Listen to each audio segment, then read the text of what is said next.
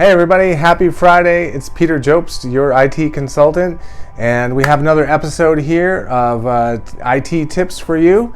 Don't forget to like and to subscribe and leave your comments down below, and I'll do my best to get you some answers to those. And we are going to be learning how to solve a problem today. All right, today's topic is pretty simple. I think it's every business owner will come across this in their career. And it is how to solve a problem. I know it sounds kind of simple, and everybody says, I should be able to solve problems, but most of the time people don't solve problems, they just put a band-aid on the problem. Today we're going to learn about finding the root cause to those problems. Okay, so here's something that a lot of business owners do. They want a quick fix. They want to try to band-aid a problem. I'm telling you today, do not band-aid problems. You always want to find the root cause of problems. I'll say it again. Do not band-aid problems, find the root cause. Today we're going to give you the 5 steps that we use to come up with what the root cause is of a problem so that our customers don't experience the issues over and over again. Okay, so let's go through these steps. 5 steps that we have that we use every time to find the root cause to problems. First of all, we have number 1, define the problem. You want to note the time that it happens, collect the data on it of when it's happening, and check the logs for this time.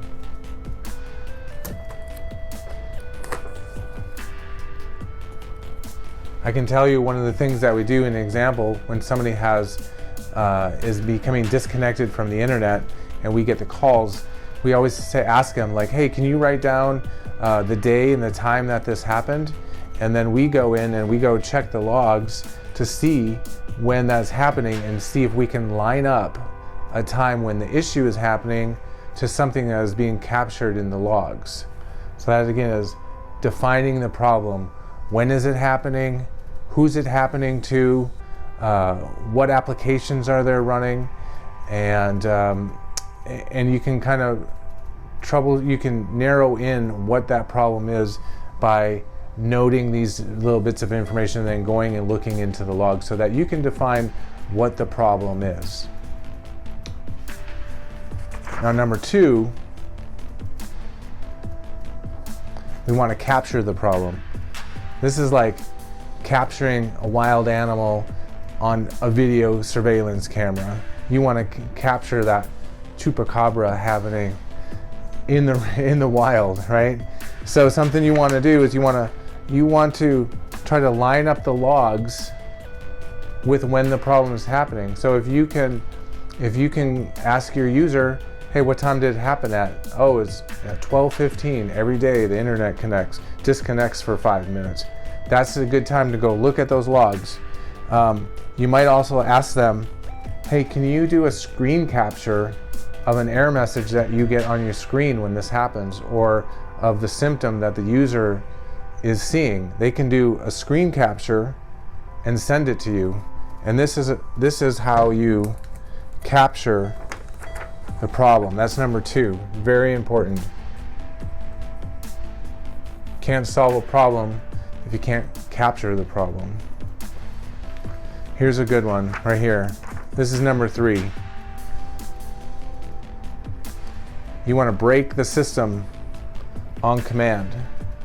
So when you start to find out, hey, if I go and it's my lunch break and I start to watch a bunch of videos or I start to do something and a few minutes later the internet connection goes down, that's maybe a repeatable step that you can do.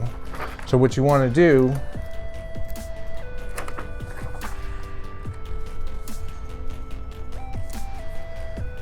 is you want to find how you can break the system repeatedly, like repeating it.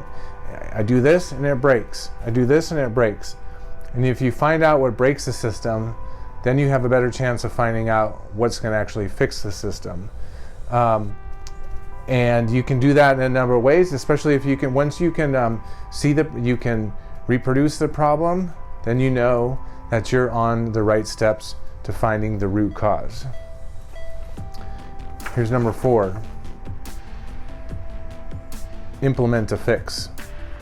So here's a good example of an if-then statement, which is going to be, you break it on command, you retest the steps that broke the system.